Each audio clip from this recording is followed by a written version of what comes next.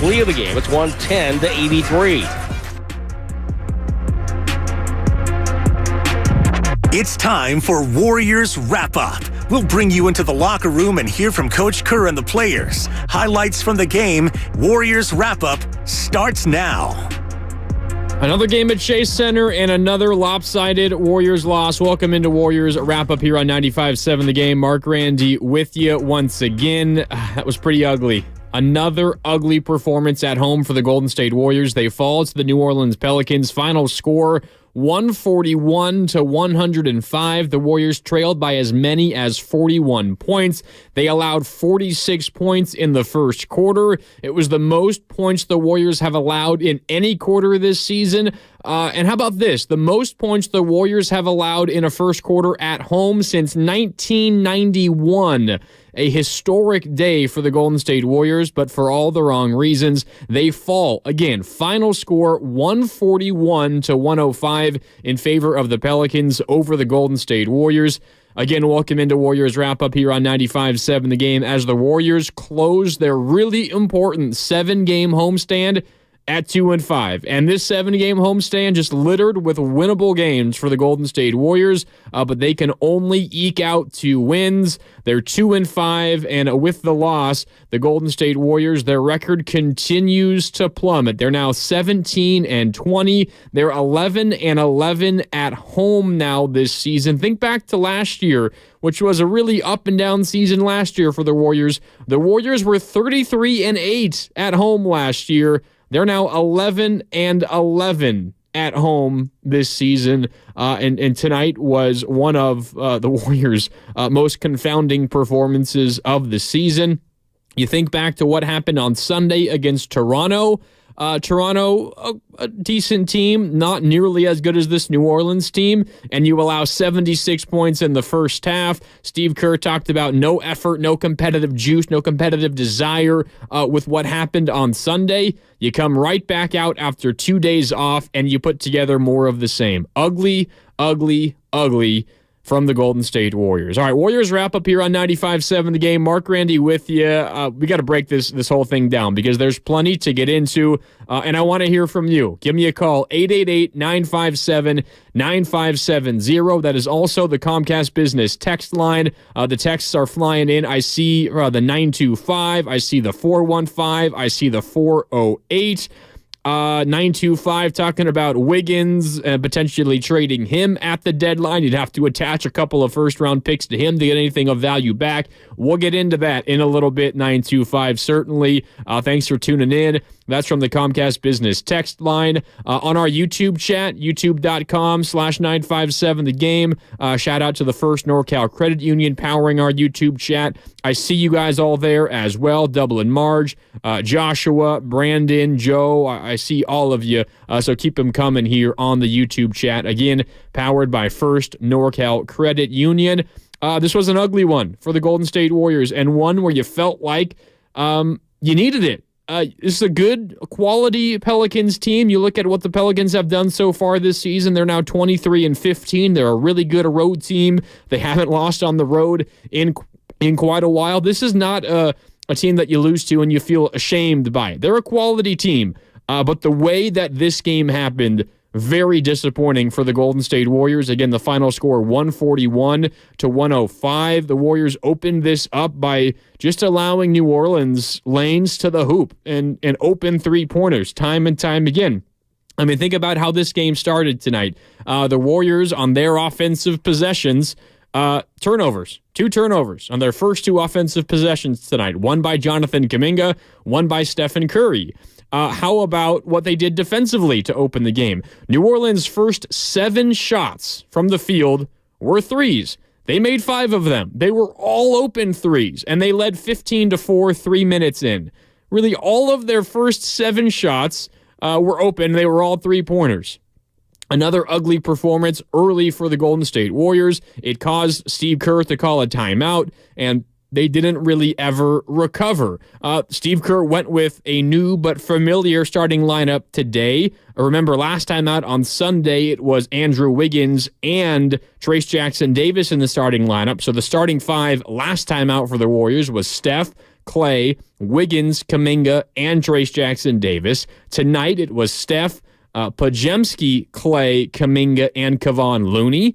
But as we're seeing now, the Golden State Warriors, really whatever unit they throw out there, they just can't defend. And that was the case again tonight. Again, you give up 141 points, 46 points allowed in the first quarter, the most points the Warriors have allowed in a single quarter all season long, the most points the Warriors have allowed in a first quarter at home since 1991.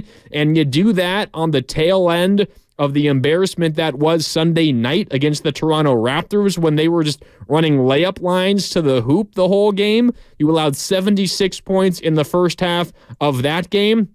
In this game at the half, the Warriors were down by 13. They allowed 73 points in the first half of this game. Another very, very ugly performance for the Golden State Warriors. And you feel like after what you witnessed on Sunday, right?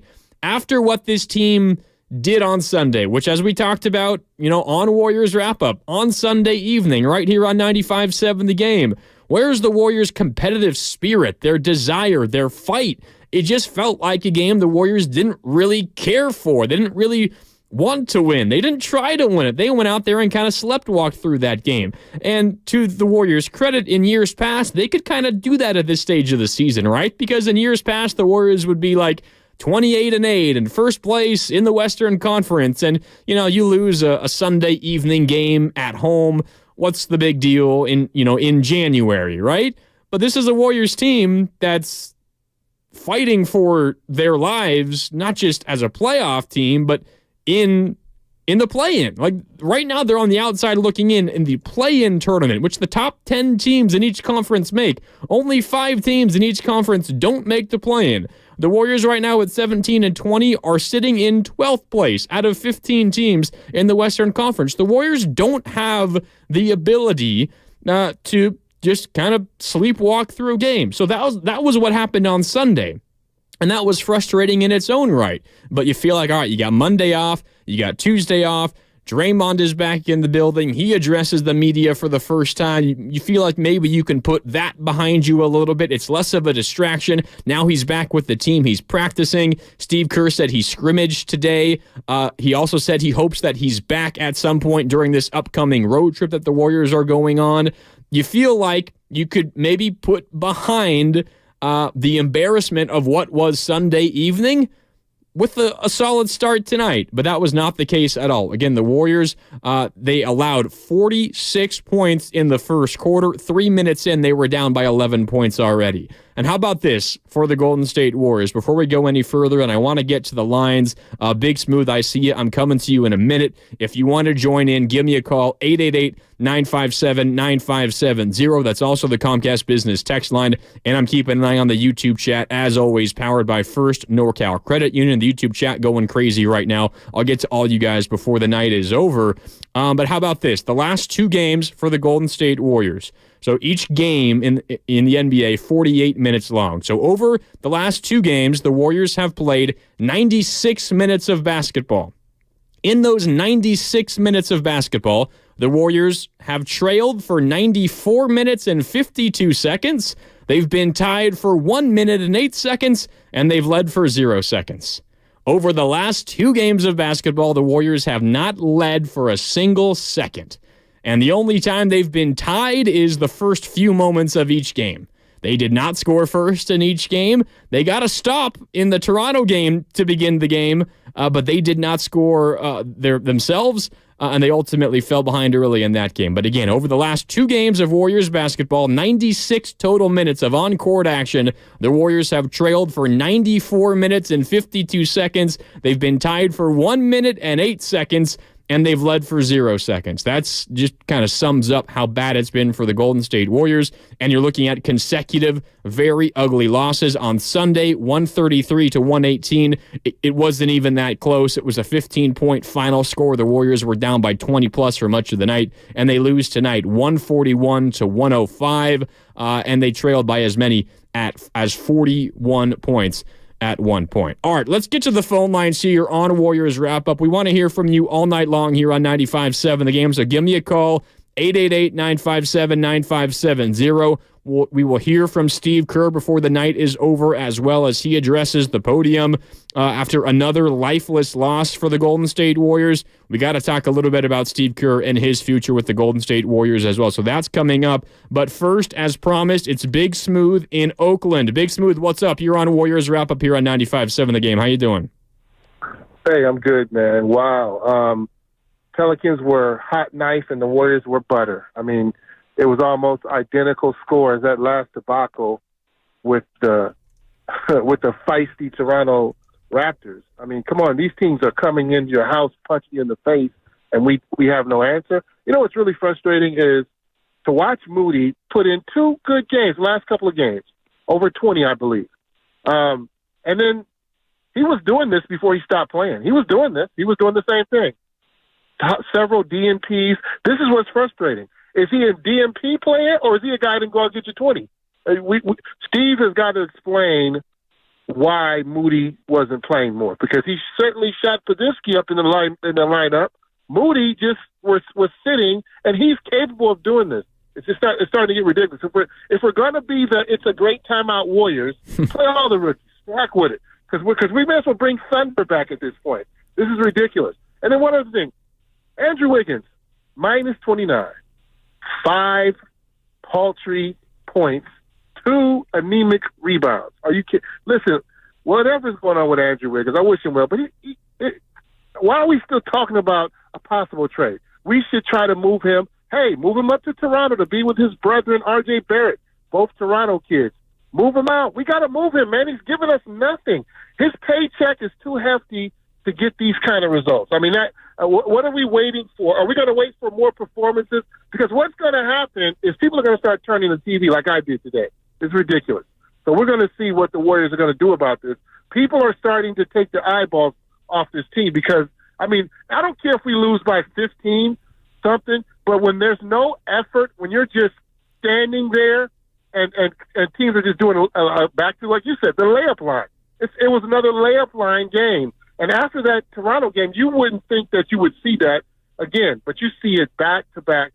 Something else is wrong. We got to get Andrew Wiggins on to where he wants to go play basketball, if in fact he wants to ever play again. All right. Anyway, thank you for the platform. Have a great evening. Yeah, you too, Big Smooth. Appreciate the call. I think Big Smooth hit on a couple of important things. First of all, Moses Moody. If you are looking for a positive tonight, it is Moses Moody. However, he did leave the game in the fourth quarter. Steve Kerr has spoken. We will hear from him before the night is over. Moses Moody has a calf strain and will undergo an MRI. Don't really know the results of course, just yet when we don't know if this is going to be something that costs Moody a game, a couple of games, 3 games, 4 games, 5 games. We don't know. But Steve Kerr has said it's a calf strain for Moses Moody. It looked like it was his left calf. I think it happened in the fourth quarter. He went up for a dunk and couldn't quite jam it in and maybe landed a little awkwardly on that left leg. It's a calf strain, and he will have an MRI, according to Steve Kerr. But I think the other thing that Big Smooth mentioned that is certainly worth talking about, it is that Warrior fans are starting to give up on this team, and as Big Smooth said, turn the channel. They're starting to not watch this team play basketball. If you were at Chase Center tonight, first of all, I really want to hear from you because it's the second consecutive game that Warrior fans, at least some of them inside of Chase, have booed this team. If you were at Chase Center, give me a call, 888-957-9570. Were you booing at Chase Center tonight? I don't blame you if you were. Were you not? Why weren't you? Why were you? I want to hear from you and what it was like inside of Chase Center, because I don't have the ability to be there and host this show from the station. But I'm curious what it was like inside the building tonight, because for the second consecutive game, at least a portion of Warrior fans have booed this team. 2 straight games. It happened on Sunday against Toronto, and it happened again tonight. And that sort of thing paired with attendance. Warrior fans obviously were there again. It was another sellout. I think the Warriors are approaching like 500 consecutive sellouts from Oracle Arena and now to Chase Center, which is like approaching NBA historic record status. Like you're in that stratosphere, are the Golden State Warriors. If this continues, fans keep leaving early. Maybe your sellout streak ends. You get fewer eyeballs on your games every single night. That's what's going to get on Joe Lacob's nerves. I mean, Joe Lacob is paying a premium for this roster, and not only are they, losing games, at least early in the season, they were being competitive, right? Like it's something Steve Kerr would mention almost every single time he was asked about his confidence in this team. He'd say, well, we've been in just about every single one of these games. Like, what is it? The Warriors have played 28 clutch games so far this season, right? And clutch games are games where the score is within 5 points within the final 5 minutes of regulation or overtime. Almost every single game the Warriors have played this year has been close.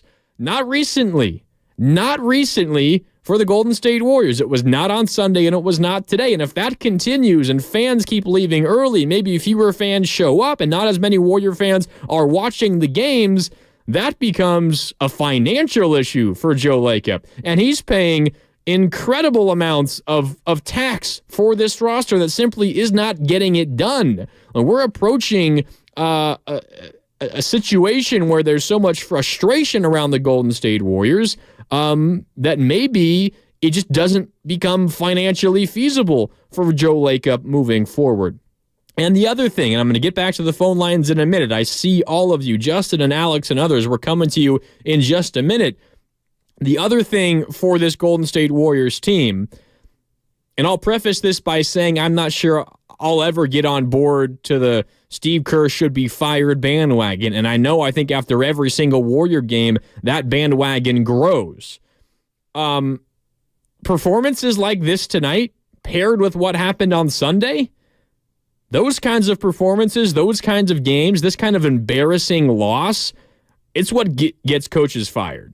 Like these kinds of losses, these kinds of games at home after an ugly loss, and your team does not respond at all, these are the kind of games that can get your coach fired. Now, it's a little different because Steve Kerr is a made man. He's won 4 championships with this franchise. He's one of the best coaches, the most successful coaches this league has ever seen. So this is not a normal situation for Steve Kerr. But say this was a normal situation. Steve Kerr was not a 4-time champion. These are the kind of games and performances that get a head coach fired. They are. They are. After what you did on Sunday and how disheartening that was, you even said it after the game, Steve Kerr did. On Sunday, we just don't have the competitive spirit, the competitive desire right now. And I guarantee you Steve Kerr is pleading with his team behind the scenes. I'm sure he's saying all of the right things.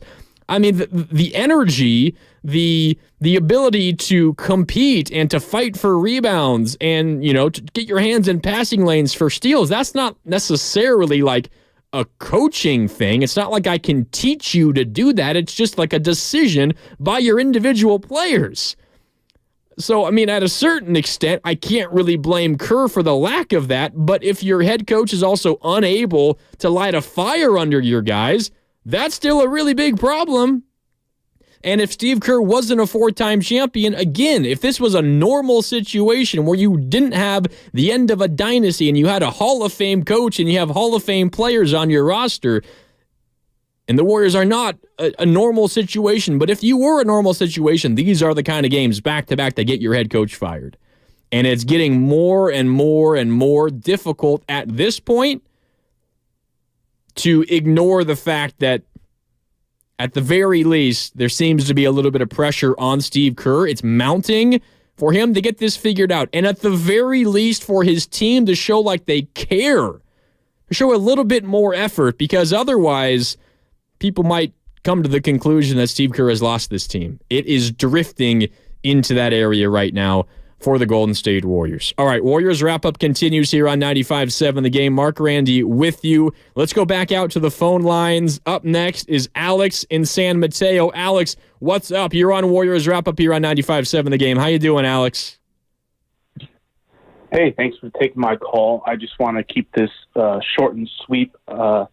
Anybody that's blaming Kerr needs to look at the roster and think of a coach that could do more with this team, aside from Spoelstra, who is by far the best.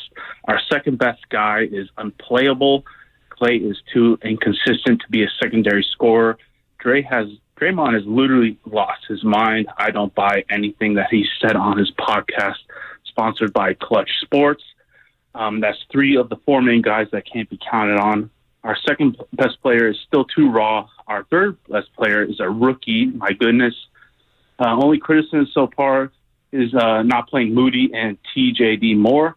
Our shooters can't make open shots, and our defenders can't stay healthy, and they also just cannot communicate whatsoever.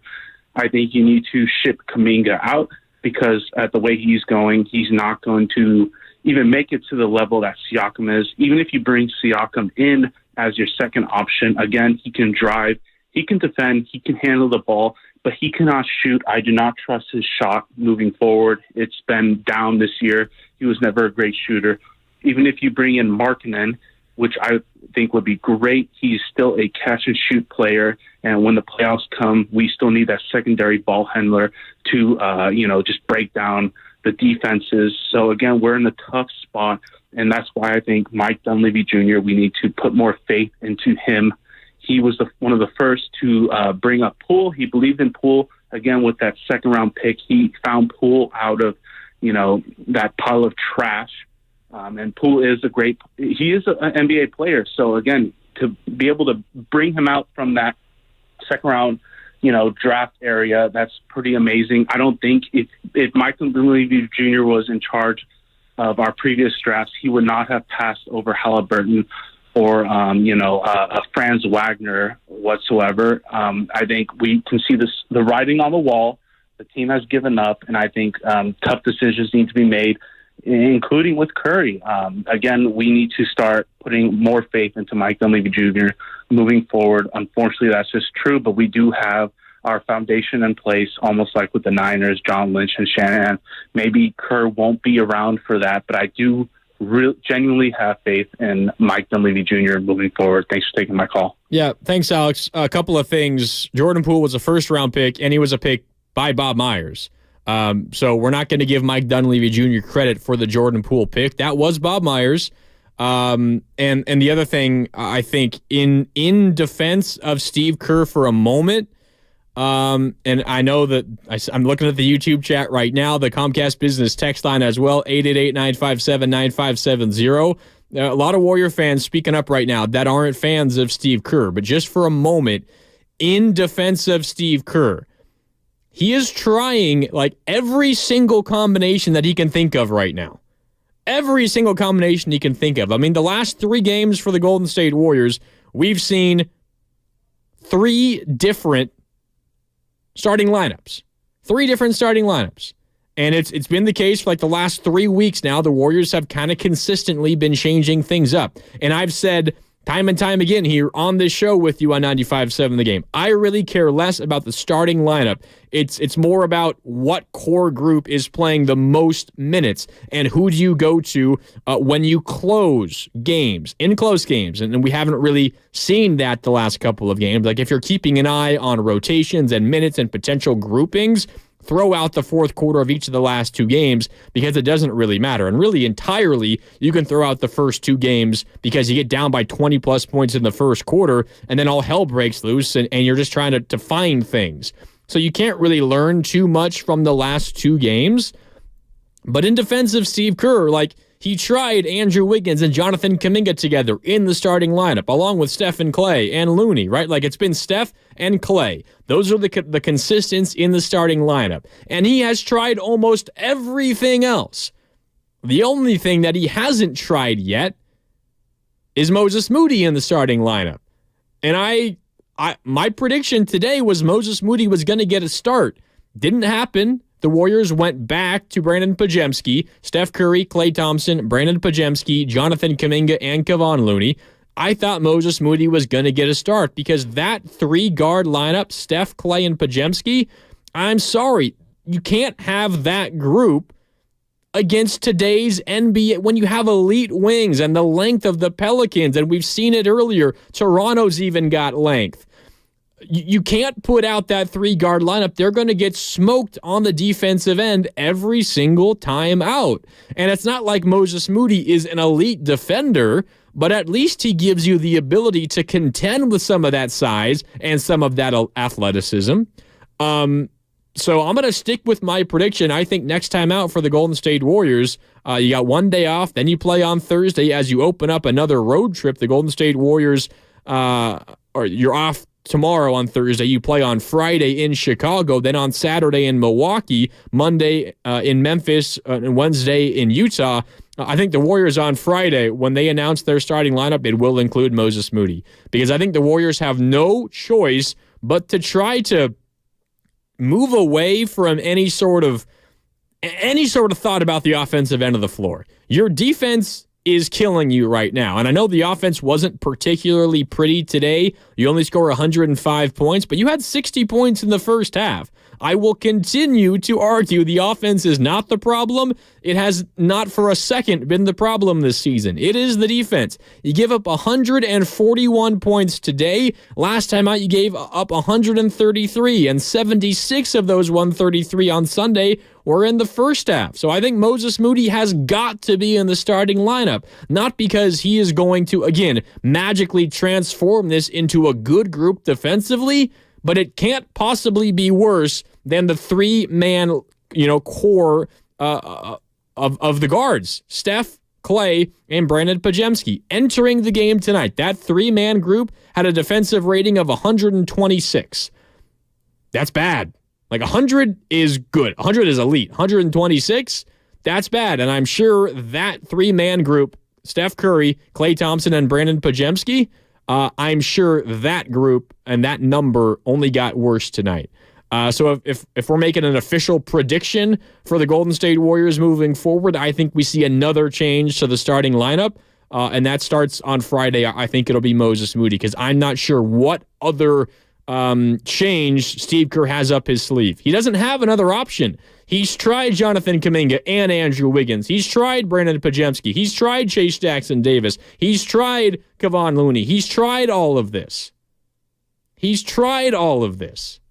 And it hasn't been working.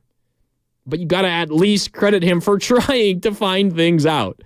But it hasn't worked for the Golden State Warriors yet. All right, we got to take a break here on Warriors Wrap-Up. When we come back, a couple more calls to get to. Lucas and Ryan. Lucas was at Chase. Lucas, I'm going to come to you right on the other side. Stick with us through this 5-minute break. We'll come back, get to more of the calls. 888-957-9570 as Warriors Wrap-Up continues. The Warriors fall to the Pelicans. More coming up next on 95.7 The Game.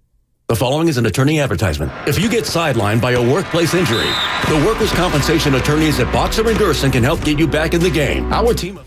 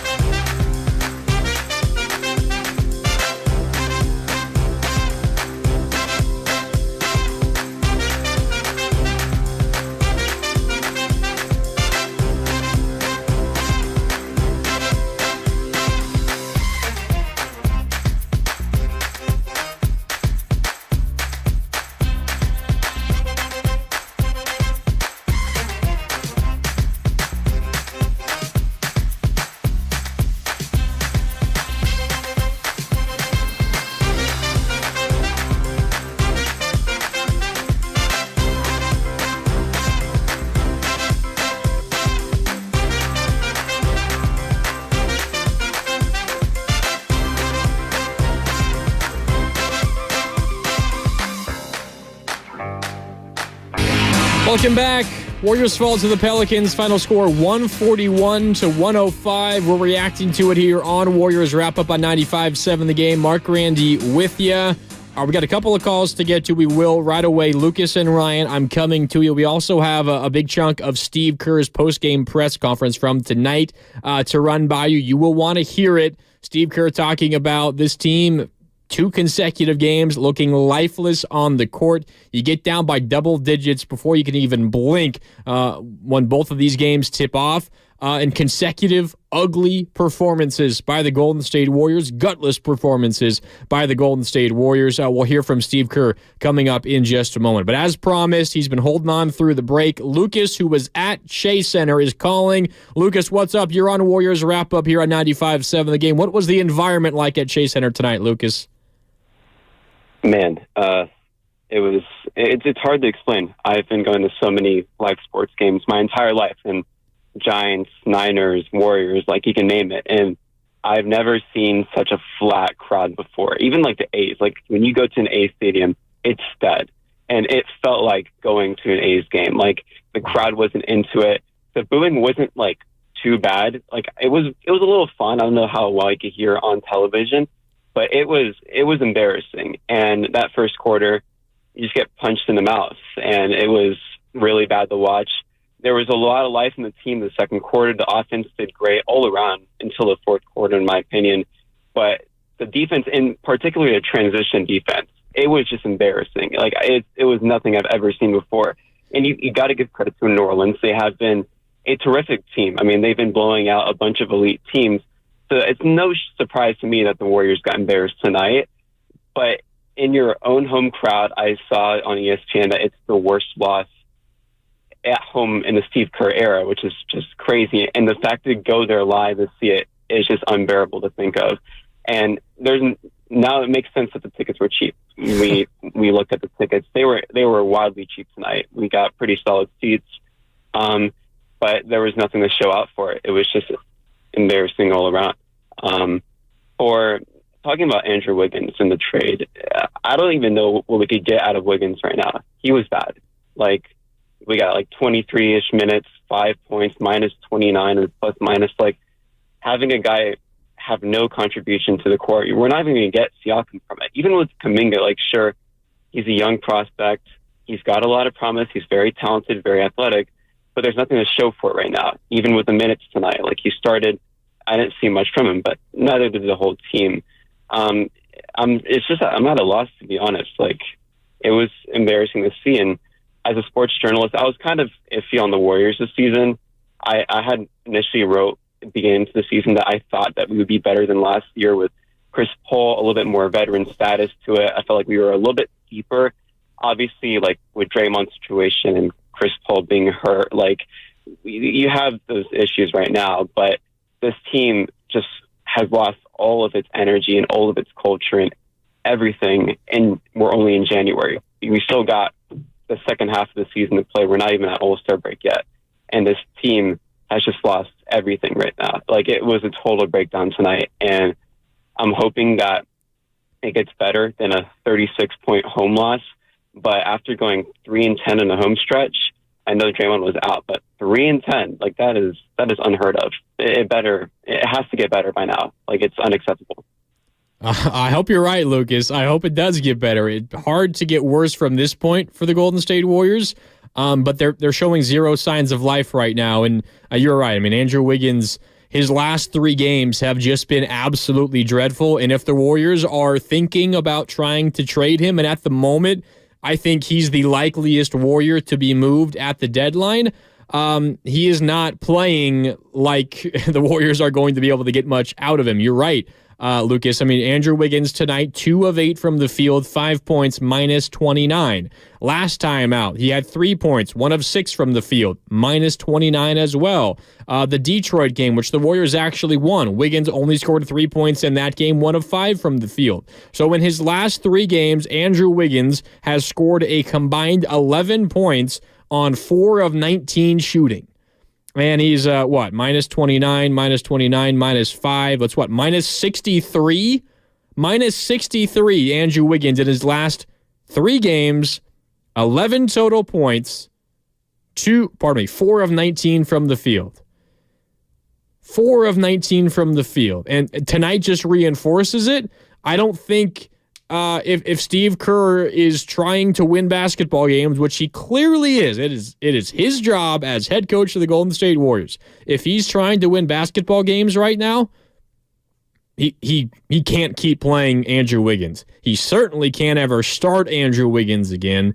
But you just can't play Andrew Wiggins. And it's not like Andrew Wiggins was the only issue tonight. Brendan Pajemski, probably his worst game as a professional. He was a minus 31 in 25 minutes.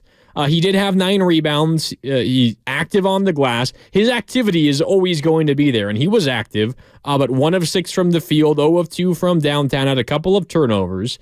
He wasn't the worst Warrior tonight by any stretch, but again, one of, if not his worst game as a professional, and he's a rookie. Those things are going to happen. Trace Jackson-Davis also not the best tonight. Now, he did get a bunch of garbage time points. He had 19 points, 9 of 11 from the field. I always look deeper than just the points and the field goals and how many buckets he got.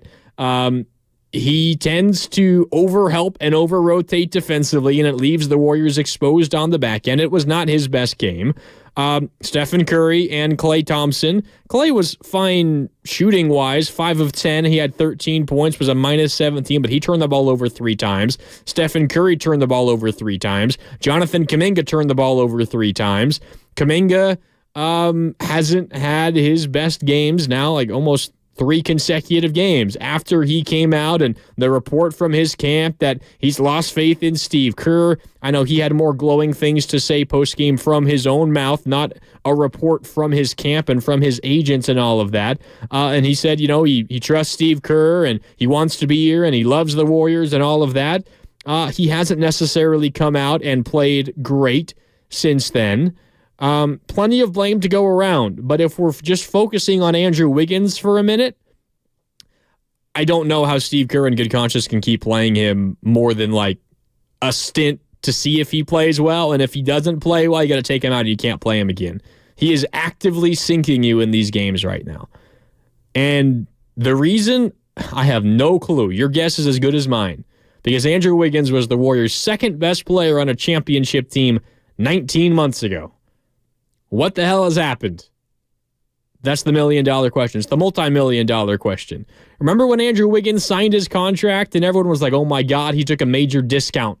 He's now part of the core. He's going to help this team compete for years to come, right? And now the conversation is, well, 1, he's not helping us. 2, he's been so bad we're not going to be able to get anything for him. And 3, it doesn't matter. We still want to get rid of him. It's incredible how the conversation has changed. But if we are playing the blame game, we're sorting through who deserves blame for the Warriors' issues. We've talked about Steve Kerr. We just talked about Andrew Wiggins. Who do you think? Give me a call, 888-957-9570. I'm keeping an eye on the Comcast Business text line and the YouTube chat. Our YouTube page, Twitch and YouTube, powered by First NorCal Credit Union. You got to also talk about Steph Curry and Klay Thompson. I mean, at a certain point, you just need your stars to play like stars, and lately that has not been the case. Steph Curry today, 15 points, 4 of 13 from the field, 3 of 8 from downtown, 3 turnovers. Klay Thompson, 13 points, 5 of 10 from the field, 3 of 7, 4 rebounds, a couple assists. He was a minus 17. Steph was a minus 4. Not like those guys were terrible, but they're not playing up to their standards. And at a certain point, I mean, NBA is a star-driven league. If your stars aren't playing well, you're going to lose. If your stars are playing well, they can help you overcome a lot of other stuff. And recently for the Golden State Warriors, their stars haven't been playing like stars. And it was something that Steve Kerr talked about. It was yesterday when he addressed the media after Draymond Green did. We're putting too much on Steph Curry's shoulders. He's carrying too big of a burden.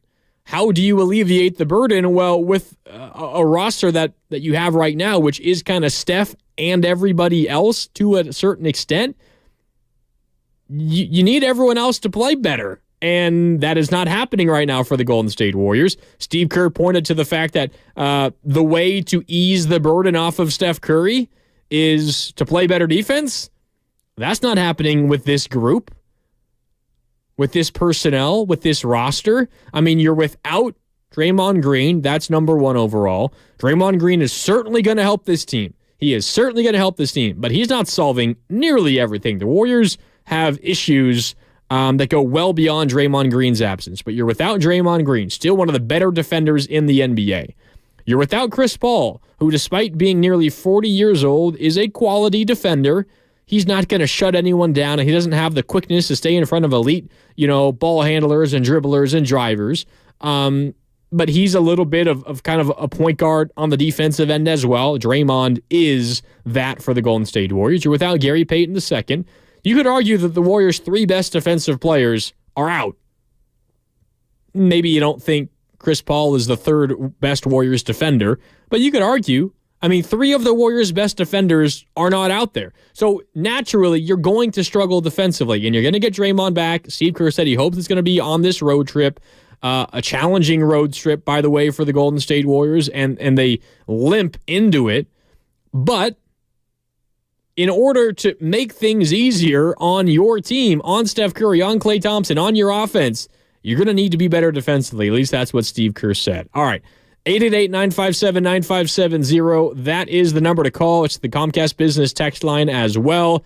We got to hear from Steve Kerr after this game here on Warriors Wrap-Up. We'll hear a big chunk of his post-game pressure. We'll come back. We'll react to it. We got a lot more to get into here on Warriors Wrap-Up. But first, here's Steve Kerr as he addressed the media after the Warriors lost today. The final score to the New Orleans Pelicans, final score 141-105. One of the more embarrassing Warriors losses of the season. Here's the head coach, Steve Kerr. How disappointing is it now, back-to-back games where you are hearing boos at home, and maybe you felt again that some of those boos, or many of them, were deserved from the effort that your team showed out there? Yeah, we deserved it for sure. Fell behind immediately, and I think we're just lacking confidence right now. It's you just sort of you get to a stage sometimes where you just kind of lose your belief, and it happens. And that's what's happened right now with our team the last few days. I think we've just lost the spirit, the confidence that has to carry you, against talented teams night in and night out. Some of your roughest nights this season have been kind of like blown leads. But are these two nights, is this a more concerning thing to happen? Of course. Yeah. We weren't competitive these last two games. And, that one of the coaches on the way down said we're the quietest team ever, and I think without Draymond and Chris, it's really exposed. Just there's not much chatter defensively. We do have a very quiet group of guys, with this particular team that's out there now, and we probably need a pick me up. We need Draymond. We need Chris. We need guys who can kind of rally the troops right now. And it's when you're going through it like this, there's only one way out, and that's to fight together, to compete together. And somehow we got to get stops. We gave up 141 points. They scored at will, and we have to be able to get stops to be competitive. Steve, I know when you guys came back from Denver on Christmas, you guys kind of looked forward to this homestand as a chance to kind of come together. Now it's over. What do you make of what happened over the course of these last 7 games?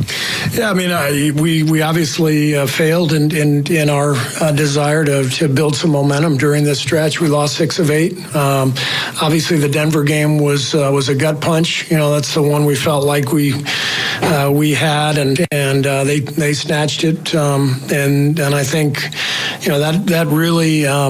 With the injury to Chris, it seems to have just kind of sapped us a little bit of confidence and direction. We just seem out of sync, at both ends right now. Coach, in the past you've talked about in some of these situations and tough games, going back and going through them, watching them.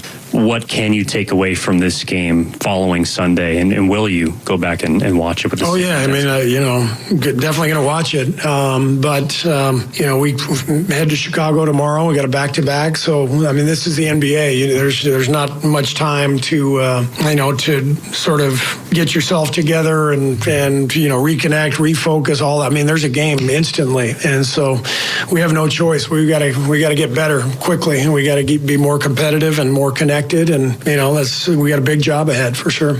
Podziemski's been playing well for a rookie, dropped into this. What do you think's happened kind of last couple of games? Is it just size? Maybe some bigger wings getting to him? What I think was minus 31 tonight. What do you see happening with him?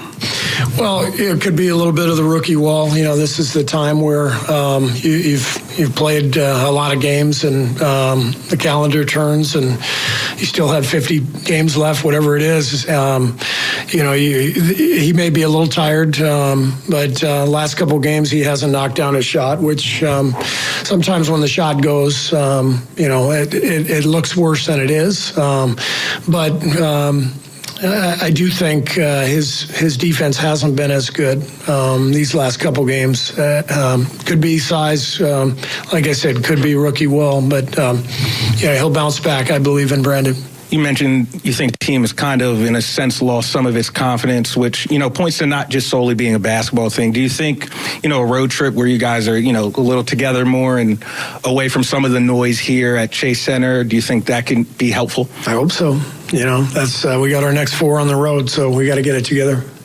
After the Denver loss on this homestand, Steph said, we're not losing hope, right? We're not losing hope yet, but where is the line between loss and confidence right now and losing hope? Well, look, we're in the middle of the season. There's a long way to go, and so this is all kind of part of it. When you're struggling as a team in the middle of an NBA season, you can't lose hope. So you have to fight your way, and that's all there is to it. I mean, we can talk about it in a million different ways, but we just got hammered back-to-back games at home. We got to get better in a hurry. You mentioned a little while ago that this is why you kept the starting lineup. You gave them so many chances from last season, because who knows what happens if you start changing. Obviously, there were reasons to it, but do you feel that's kind of been the thing that's kind of shaken this team, just kind of broken down some of the things that held this team together? Well, I mean, we went away from that lineup for a reason. We were struggling, and we weren't clicking with that lineup. But the result has been we're scattered. We're all over the place with lineups. We're trying to find different combinations, and whereas a lot of teams like New Orleans are really rounding into form. They know exactly who they are.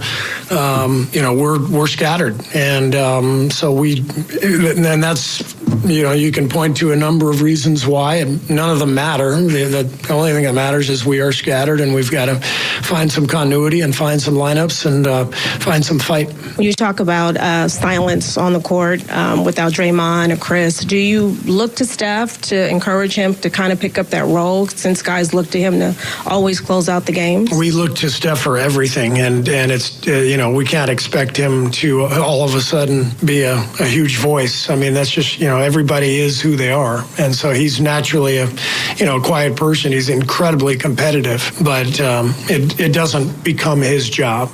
That's Steve Kerr from earlier today addressing the media after the Warriors lose to the Pelicans 141-105. Consecutive, not just ugly performances, that really doesn't do it justice. Lifeless, lethargic, absolutely zero energy, lack of pride performances for the Golden State Warriors. And Steve Kerr saying that he thinks his team has lost its spirit, confidence, and belief. And based on what they've put on tape the last 2 games, I believe it. It looks that way. It feels that way. It sounds that way. And whether it's fair or not, if you think this is just a terrible roster and Steve Kerr has nothing to turn to, no other options, he's exhausted everything he can. Maybe you feel that way. I don't think he's exhausted everything, but he's getting darn near close to exhausting every possible combination, lineup, unit to look at. Even if you feel that way, your team loses their spirit, confidence, and belief, as Steve Kerr said. That's the kind of stuff that gets coaches fired. It is. If this was any other franchise in the NBA, the conversation around the head coach would be way more advanced than it is here around Steve Kerr. Now, Steve Kerr has deserved and earned the benefit of the doubt. I'm not up here saying that the Warriors should fire Steve Kerr, that Joe Lacob should be sick and tired of this, and he should want to move on. That's not what I'm saying at all. But all I am saying is because of what Steve Kerr has done and what he's accomplished, and it's one of the more historic, incredible things that any coach has done in the NBA. Because of that, this conversation isn't nearly as extreme as it would be elsewhere.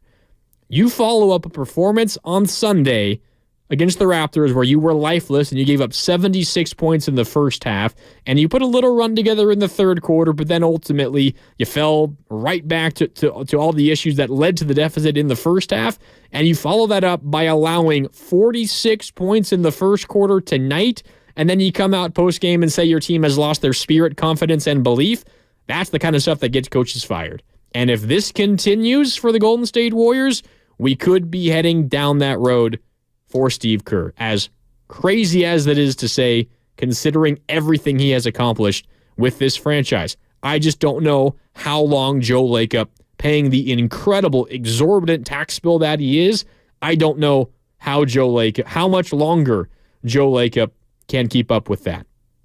And that's the reality for the Golden State Warriors. I think the other thing that comes out of this game that I think gets pushed to the forefront, the NBA trading deadline is 4 weeks from tomorrow.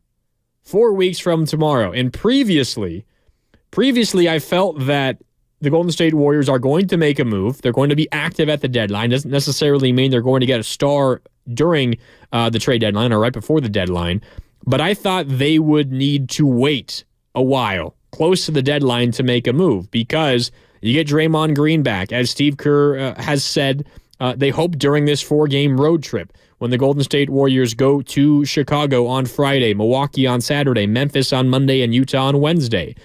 They hope that Draymond Green is back at some point during that road trip. And they need to see what this team is like with Draymond Green, right? So as a result, I felt like they want to get as large of a sample as they possibly could with Draymond Green before making a potentially big move and before shaking things up big time. They would want to know everything they possibly can about this roster. The reality for the Golden State Warriors right now, their reality is if they wait another 4 weeks, they might be out of the playoff picture entirely. Because that's where this team is headed right now. And by the time the trade deadline comes around, it might be too late. Even if there is a home run acquisition on the table, if you're able, say for whatever reason, let's just pretend, say for whatever reason, the Utah Jazz say, you know what, Golden State, we'll give you marketing for Andrew Wiggins. We'll give you marketing for Andrew Wiggins, which of course they wouldn't. But I'm just saying, if there was a home run acquisition on the table, and the Utah Jazz call up Mike Dunleavy Jr. and say, hey, just give us Wiggins, we'll give you Lowry marketing. Just say that happens. I know it would never happen, but just pretend the Warriors luck out and that is on the table. If that happens 4 weeks from now, again, the deadline 4 weeks and 1 day away. If that happens 4 weeks from now, it might be too late. The Warriors might be in too big of a hole. So I think the reality for the Golden State Warriors is, if they're going to make a move to try to help them win this season, it has to come sooner as opposed to later. It has to come sooner as opposed to later.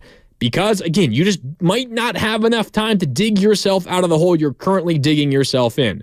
Right now, the Golden State Warriors, 12th in the Western Conference at 17-20. The Utah Jazz, as I speak right now, they lead Denver by 16 points with 4 minutes to go in Utah. That win would push Utah a full game ahead of the Golden State Warriors. The Warriors are a game and a half out of the final play-in spot. They're 5.5 games out of the final playoff spot, which is the 6th seed. And that spot is the New Orleans Pelicans, the team that just beat the Golden State Warriors by 36 points tonight. If the Golden State Warriors are thinking about making a move before the deadline to acquire a star and to help them try to win now, I think it has to happen earlier as opposed to later. Now, maybe the move that the Golden State Warriors end up making is not for a star. Maybe they move off of Andrew Wiggins and they acquire young talent. they try to sell off some of their expensive pieces. Maybe Klay Thompson gets moved. If this continues poorly, that could be the direction the Warriors go. Alleviate some of the tax burden, get younger assets, maybe it's just draft picks, whatever the case is, and you go forward from there.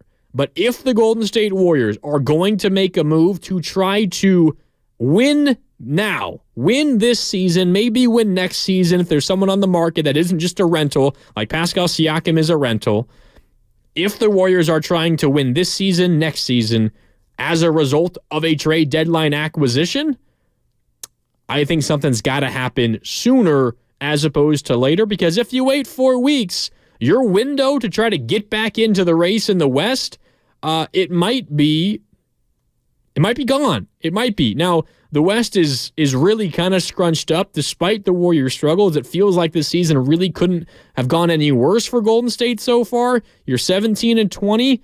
You are still, again, only a game and a half out of the 10th spot, which is the final play-in spot, and you're only 5.5 games out of the 6th, which is the final it's the first non-play-in spot, the final normal playoff spot.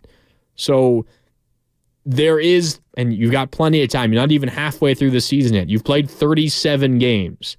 There's still plenty of time left, but 4 weeks is a long time. And if the Warriors are serious about making a move to help this roster this season, that move may have to happen sooner as opposed to later. All right, let's go back to the phone lines here on Warriors Wrap-Up, 888-957-9570. Up next is Richard in Belmont. Richard, what's up? You're on Warriors Wrap-Up here on 95.7 The Game. How you doing tonight, Richard?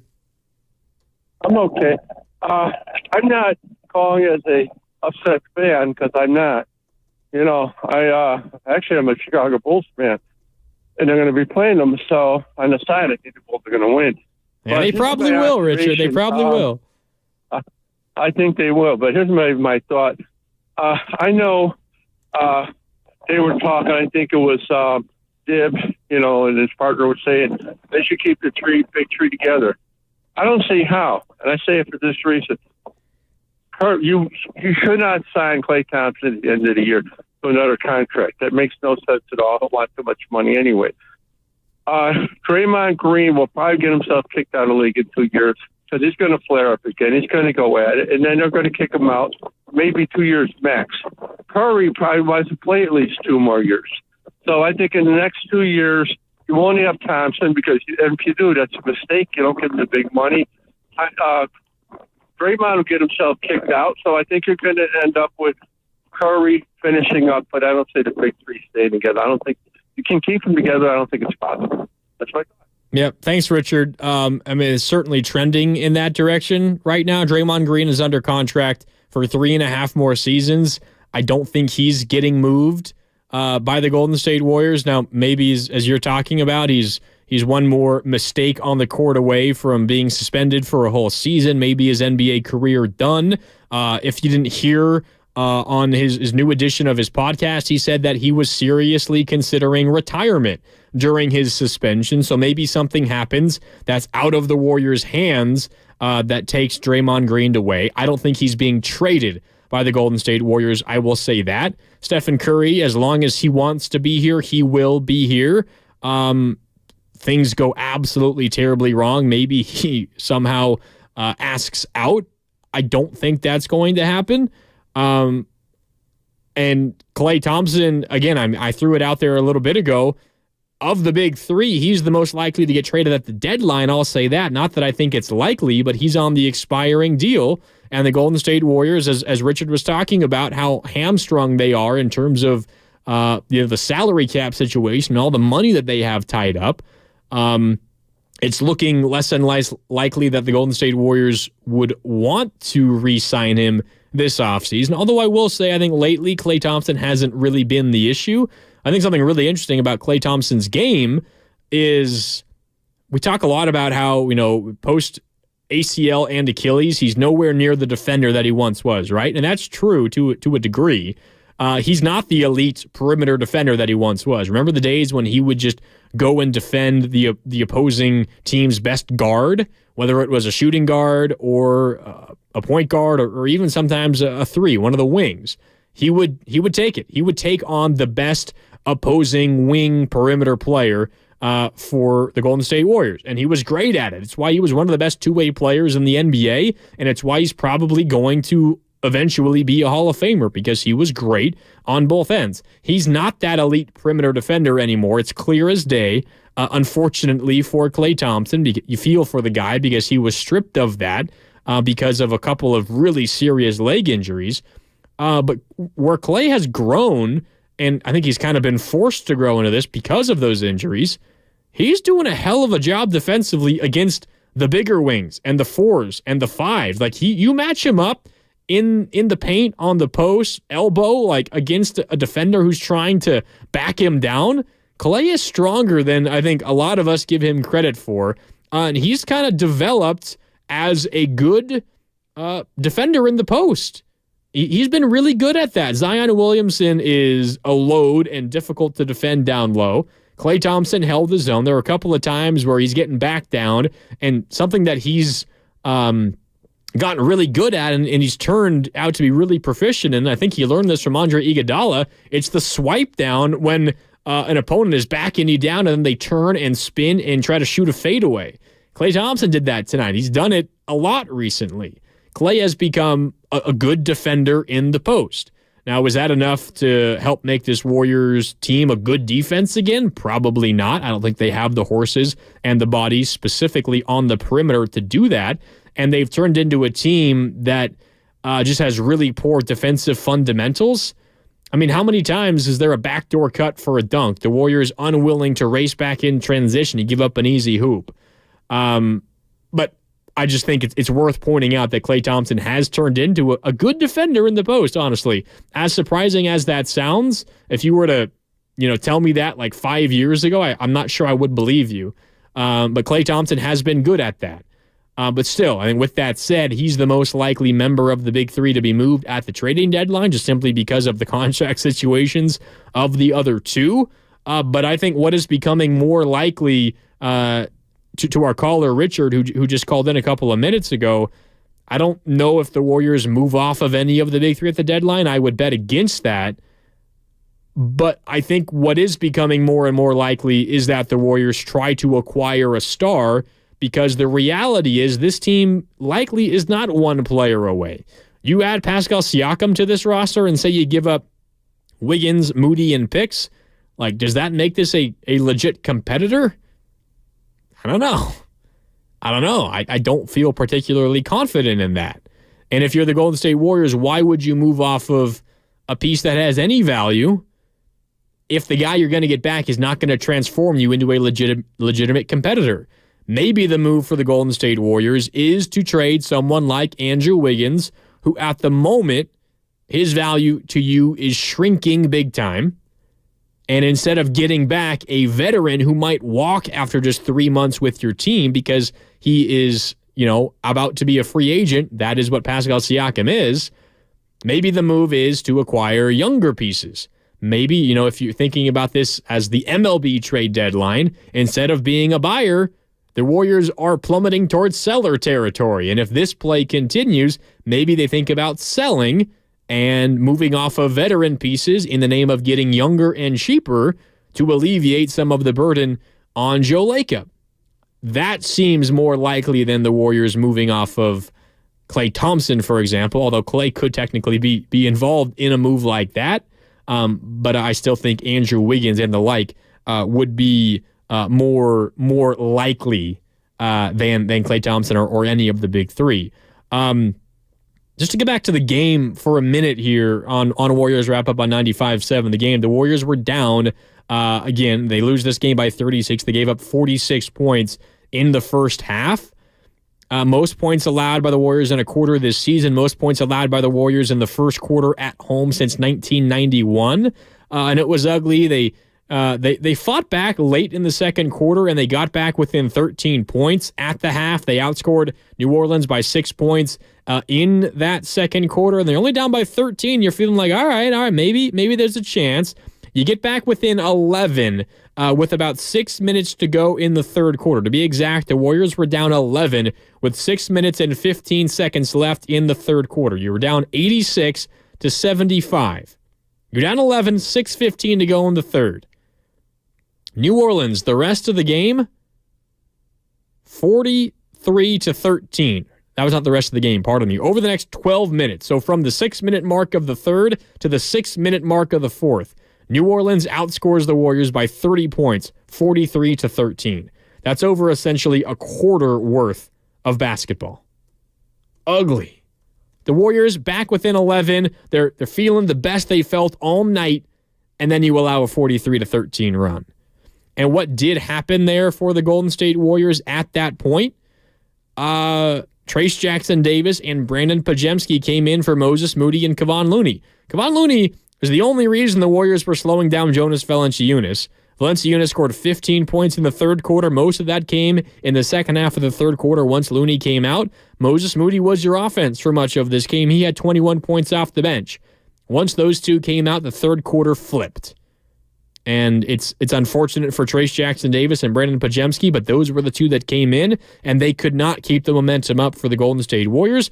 And it's unfair. I think the standard we're holding those two guys to, they're rookies. They're going to have games like this. Steve Kerr said it, if you were listening 20 minutes ago. He said, maybe Pajemski's hitting that rookie wall a little bit. Pajemski's been great this season, so much better than anyone could have expected or could have asked from him.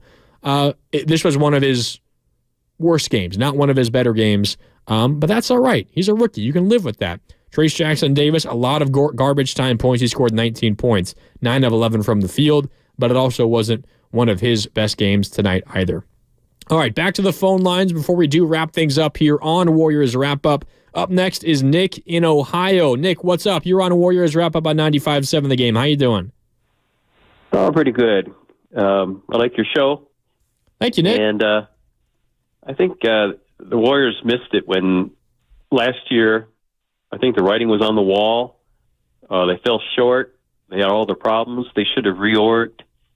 I think they should get rid of as many older players as they can and just go for picks or young players with some promise and just ride it out and bite the bullet. It seems to work for Philadelphia, Oklahoma City.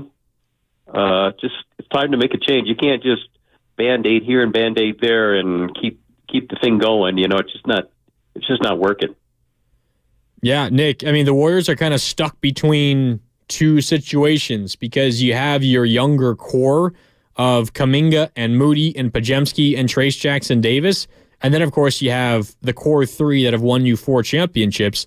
And, you can be done with Klay Thompson in a couple of months. He's on an expiring contract. And if the Warriors don't want to re-sign him, they don't have to. And they could be done with that. But you got Stephen Curry and Draymond Green for multiple years after this one.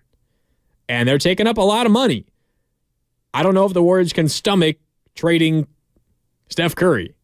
And as long as you got Steph Curry on your roster, first of all, I'm not advocating to trade Steph Curry. Steph Curry is the greatest Warrior of all time, and it's not that close, and one of the greatest basketball players of all time. You got Steph Curry making $50 million a year. He's kind of an anchor financially, and it makes things difficult for you moving forward. And if you're using the 76ers as an example of a tank job that worked, they were bad for years. Years. I don't think any Warrior fan wants to sign up for that. The model is the Oklahoma City Thunder. They were bad for a couple of years, but they were kind of also competitive during that stretch. But they just turned their quality assets into incredible draft hauls. But I don't think the Warriors are at a point where their assets, their big assets, their stars that have been successful for them, they're not at a point where you're going to get that much back in return. Like the OKC Thunder trading Paul George to the Clippers, you got back multiple picks and Shai Gilgeous-Alexander. Like, no one is giving Shai Gilgeous-Alexander in a boatload of picks for Klay Thompson or for Draymond Green. Probably not even for Stephen Curry at this point of his career, despite how good he is. He's 35 years old. It's just not going to happen. The Warriors are stuck between two eras, and it's really, really difficult for them to fully commit one way or the other. It's going to take them really biting the bullet, gritting their teeth and doing something that their fans likely will hate and they will hate doing. Maybe it gets to that point, but I don't know if we're there just yet. I'm seeing some comments on the YouTube chat from Paul Revere. Shout out, Paul. Appreciate you tuning in here to Warriors Wrap Up. You're talking about, some of the rookies, but not talking about but Steph Curry and Klay Thompson. I don't know if you missed it earlier, Paul. I talked about their issues and how they're struggling. The Warriors stars have to play like stars. The fact of the matter for the Golden State Warriors is if this team is going to win, Steph Curry needs to play like an MVP. Klay Thompson needs to play like an all-star. Draymond Green needs to play like the DPOY. There is no reality in which the Warriors are competitive this year without those three things happening. It just can't possibly happen. And maybe you feel like, Steph's 35, Klay's 33, multiple surgeries, Draymond is up there as well. Like, it's not likely, and you're probably right. But if the Warriors are going to have any chance at continuing this era of Warriors basketball, they need to be better. They have not been good recently. And what Steve Kerr said, again, if you missed it, he feels like the Warriors have lost its spirit, confidence, and belief. A lot of that is on the head coach, and a lot of that is on the leader of the team. The leader of the team is Stephen Curry. The emotional leader is Draymond Green, but Draymond Green's been away from the team. Now, maybe the burden, as Steve Kerr has put it, is too heavy on Steph Curry, and it's unfair to him. But that group, Steph Curry, Klay Thompson, Draymond Green, Steve Kerr, they share the lion's share of the blame for the Golden State Warriors. Because ultimately, you turn to your stars. You go as your stars go. Your stars play well, you're going to have a chance against anybody. Your stars struggle, you're not going to have a chance against most. Maybe you catch lightning in a bottle one day and Brandon Pajemski goes 6-7 from downtown. He scores 27 points, and the Warriors beat the Portland Trailblazers. Right? They beat the San Antonio Spurs. Congratulations. You beat Wemby. But without Stephen Curry and Klay Thompson and Draymond Green playing well, you're not going to beat the Denver Nuggets of the world. You're not going to beat even the New Orleans Pelicans of the world. You need those guys to play better, and the Golden State Warriors' reality is they have not played well enough. So there's a lot of blame to go around, and certainly a bunch of it lies at the feet of this team's leaders, because the Warriors are a team that feel like they're falling apart just a little bit. Again, Steve Kerr said that this team has lost its spirit, its confidence, and its belief. It's not good. It's not good. And if it continues, we could be looking at not just a change of strategy for the Warriors at the deadline, like maybe selling instead of buying, as I mentioned earlier, but you could also be looking at a changing in the guard and leadership. And I say that about Steve Kerr, as wild as that is to say, considering everything that he's accomplished with the Golden State Warriors. I just don't know how much longer Joe Lacob is willing to put up with these kinds of performances. I don't think he has the stomach for it. You are Joe Lacob, and you've accomplished everything you've accomplished. You naturally don't have the stomach for this sort of thing. So we'll see how it goes over the next couple of weeks. Again, the deadline, 4 weeks from tomorrow. And again, I think the Warriors, if they're trying to help this team, that help needs to arrive sooner as opposed to later. All right, final few minutes here of Warriors Wrap-Up. Let's get to a couple of things before we do sign off. Up first is extending the three-point line, and for that, we go to the Warriors' leading scorer tonight. That is Moses Moody. Moody behind the screen takes about a 25-footer. It's up and good. And the Pelicans will talk it over. 60-41. The Warriors showing a little bit of a pulse here in the second quarter. Down by 19. All right, so that's Moses Moody hitting the three, as you heard here on 95.7 The Game from Tim Roy. Of course, Moses Moody, 21 points, 8 of 18 from the field, 4 of 8 from downtown. Did leave with what Steve Kerr has called a calf strain. He will have an MRI. If Moses Moody is all right and if he's good to go, I think we'll see him in the starting lineup. But we'll have to wait and see there. If Moses Moody is out, that's bad news for the Golden State Warriors because they're not going to be able to defend anyone. I think Moses Moody gives the Warriors the best chance to try to defend.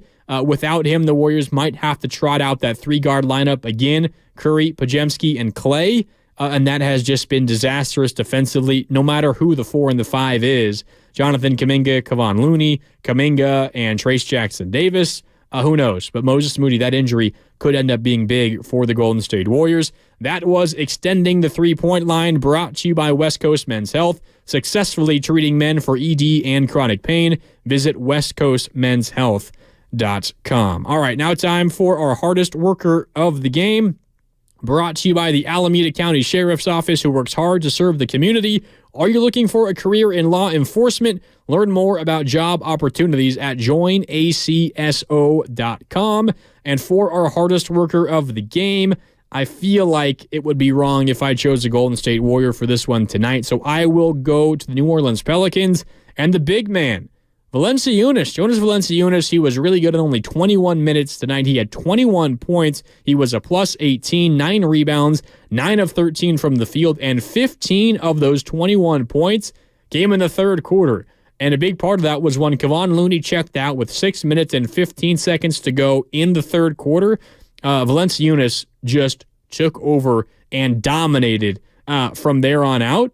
And he's a big reason why the Pelicans, who the deficit was cut to just 11 at 6:15 to go in the third quarter, he was a big reason why over the next 12 minutes of game time, the Pelicans outscored the Warriors by 30 points, and they ultimately go on to win. Final score, 141-105. And that was our hardest worker of the game.